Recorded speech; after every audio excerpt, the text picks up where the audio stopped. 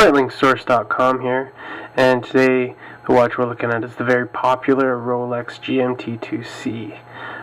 It's actually just called the GMT2, but most watch enthusiasts have given it the GMT2C designation to indicate the difference in the ceramic bezel. As you can see here, it's kind of shiny and has the cut letters. Why don't we zoom in a little bit here, and so we can take a closer look at the watch.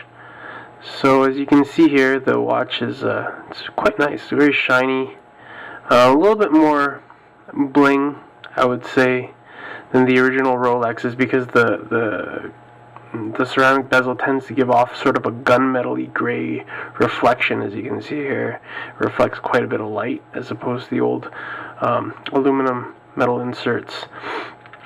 The numbers are cut out, and so it has sort of an engraved cut texture on it, which is quite attractive in my opinion. And of course the magnifier is still there, much to some people's chagrin. I don't personally mind the magnifier. I don't dislike it. I don't like it. I'm kind of indifferent to it.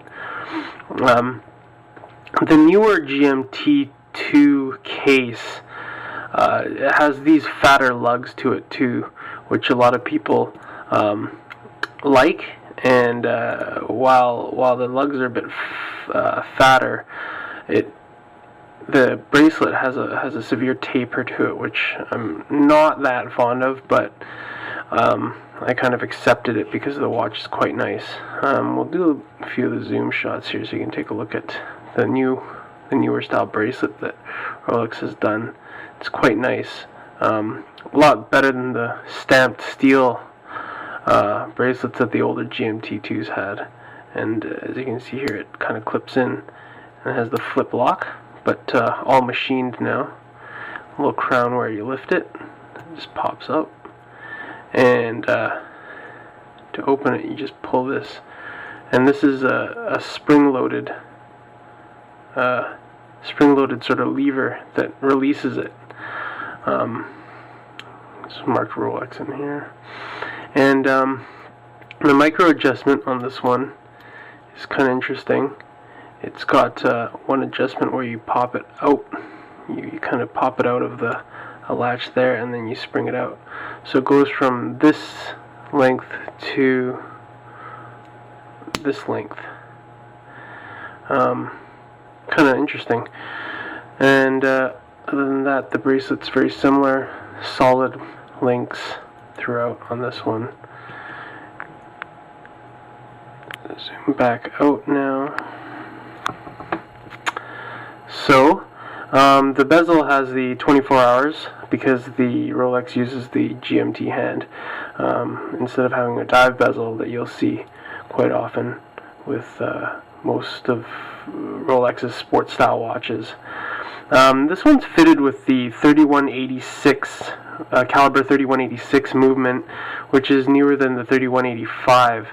There's a few upgrades to the movement, the most small upgrades which make it slightly more precise and a little less play when you're adjusting. Rolex tends to rather than add like tremendous features to their movements, they do slight refinements to their movements in order to give them maybe perhaps what you'd call a better level of fit and finish, I would say, or not so much finish, but a better level of fit and accuracy, like the Paracron Blue hairspring that they've used in these new 3186 movements, which is non-ferrous material, making it not susceptible to magnetism. Also, I'll show you the movement. The movement is quite remarkable in sort of very small ways, in that when you change the time, it's kind of nice that that the Rolex does this, and so does the Omega. When you're changing the time, you're actually changing the large 24-hour hand, and when you move time zones, you can pop this movement, the main hour hand. So right now it's 6:35 or 6:37 rather. So if you move, say you went a few time zones ahead, you just pop it like that, and then you're ready to go. Many GMT watches don't do that. They use this ticking motion is meant for the large hand, and also many GMT movements don't allow you to go back as well as forward, which is a nice feature. And there's very little play in the crown. It's very precise. Quite like it.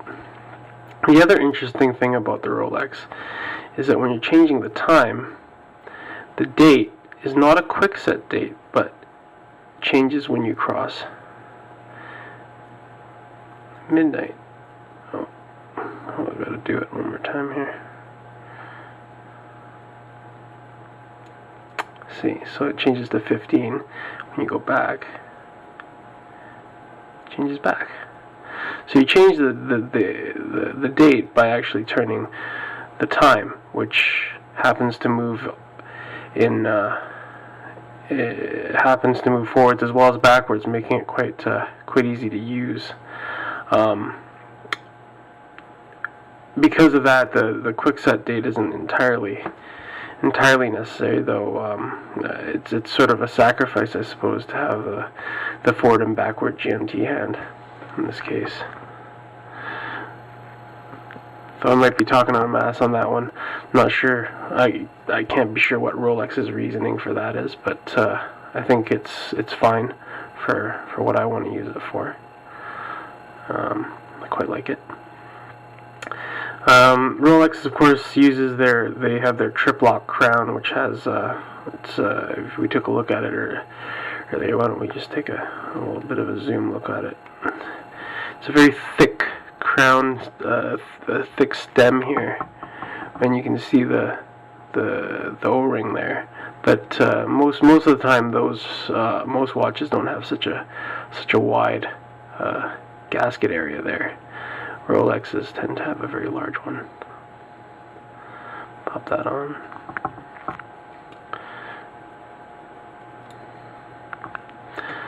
I'm really quite happy with the GMT2C. It's not any larger than the old one, and it's called 40 millimeters, but it actually sits on my wrist quite a bit larger than most 40 millimeter watches, and it's not a thick watch. The two-tone brushed looks really good with this watch, and overall it just has the right level of bling, so to speak, and then the right level of subtleness to it, sort of a halfway point, which is nice, because sometimes I find a lot of Rolexes boring, which some might consider sacrilege, but I quite like this watch. Really happy with the GMT2C. Hope you guys enjoy the review. Have a good one.